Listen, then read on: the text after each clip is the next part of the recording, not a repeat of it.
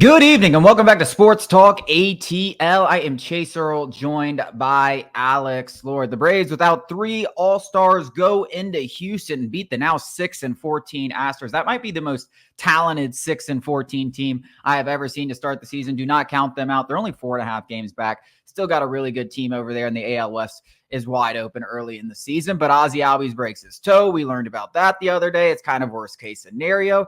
And it just seems like it doesn't matter. Marcell Ozuna keeps hitting. Orlando Arcia is playing like prime A-Rod. I swear to God, this guy, first half Orlando Arcia is like untucked Kyrie. Like, we need to talk about him in the same breath because he's a different player. Hopefully it continues the entire season. But it's just a testament to how this team, it just takes a few guys like Arcia and Ozuna. They're not going to keep hitting like they are. But then you got Ronald Acuna starting to get hot. Matt Olson, you know how hot he can get. Michael Harris has been slumping. You know how hot he can get. Austin Riley, he's been playing well, but you know he can get way hotter and go on one of these tears. And it's just like when one guy is slumping or two guys are slumping, it only takes a few of these guys to get hot. And it's just incredible that they can overcome all these injuries because I don't think there's another team that could overcome three All-Stars being out. And obviously it's still a small sample size, but there's not that many teams out there that even have three All-Stars. And the Braves are missing three All-Stars, three of their best players, not just All-Stars. Like, we're not talking about Orlando Arcia. We're talking about Sean Murphy, one of the best catchers in the game. We're talking about Ozzie Albies, best second baseman. Spencer Strider, maybe the best pitcher in baseball, at least has the best stuff. And it just doesn't even seem to phase this team. Yeah, it's not like the Braves are just missing, one of the outfielders. Like, the Braves are missing, two of the most important positions in all sports, your frontline ace and your catcher. And it seemingly doesn't matter. You touched on it. I said it yesterday.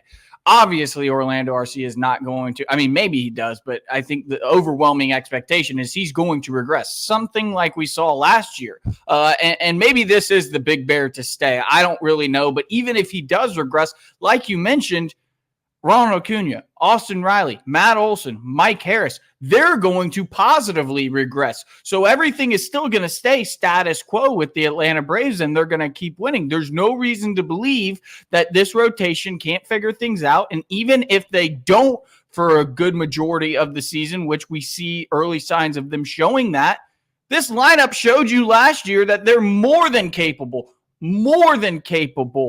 of carrying this team with a more talented bullpen this year than last year. So there's really no reason for this pessimistic, 20-game sample size of the doom and gloom, the Atlanta Braves rotation. Like, let's worry about it when it's time to worry about it. Right now, everything is good. We keep saying it. I keep saying it. These are the good old days. We're missing arguably the best pitcher, arguably the best second baseman, and arguably the best catcher in baseball, and we just swept the AL champions. Yeah, and you have the best winning percentage of all of baseball. I mean, they have the best record in baseball right now at 12-5, right ahead of the Yankees and the Guardians.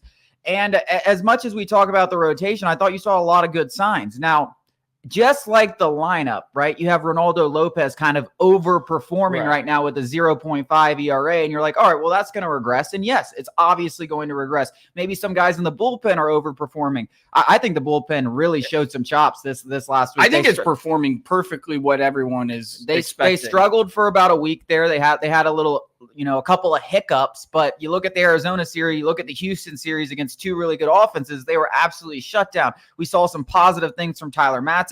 Big Joe Jimenez, man, that guy is pitching better than anyone. That might be one of those rare win-for-win trades because I really like Justin Henry Malloy, but Joe Jimenez has become arguably the second or third best reliever in this bullpen. I mean, he's a guy that you can go out there and you kind of know what you're going to get every time, and that's a shutdown guy, just like you think about AJ Minter or Raisel Iglesias.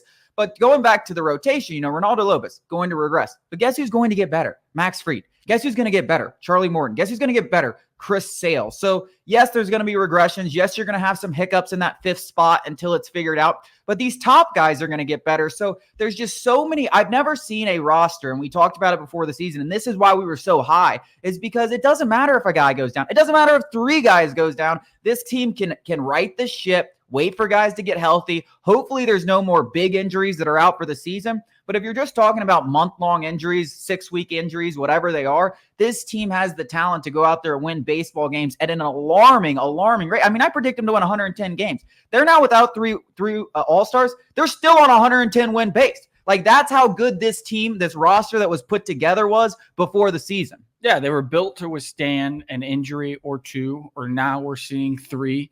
And nobody should be surprised if this continues. Like, if it obviously, we all expect Sean Murphy and Ozzie Albies to come back, but you would be a fool to expect once they come back for nobody else to go down, because this is baseball. This is professional sports.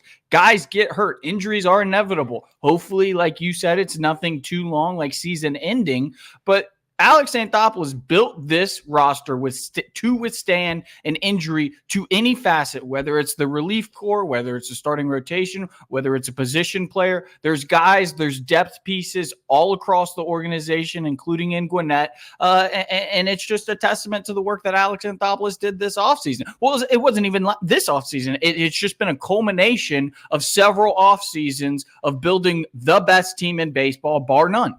Yeah, and speaking of those depth pieces, there were a lot of questions. Those guys were struggling after 1 week, and it's like, oh, all these guys sucks. Well, Bryce Elder has bounced back nicely. AJ Smith-Shawver had his best outing of the season yesterday, 4 2/3 inning, giving up 1 run, touching 99 on the radar gun. That's what you're expecting to see. Obviously, we saw Darius Vines earlier in the week. You're impressed by him. I keep saying, don't forget about him. Ian Anderson, yes, it's kind of a wild card. You're expecting nothing.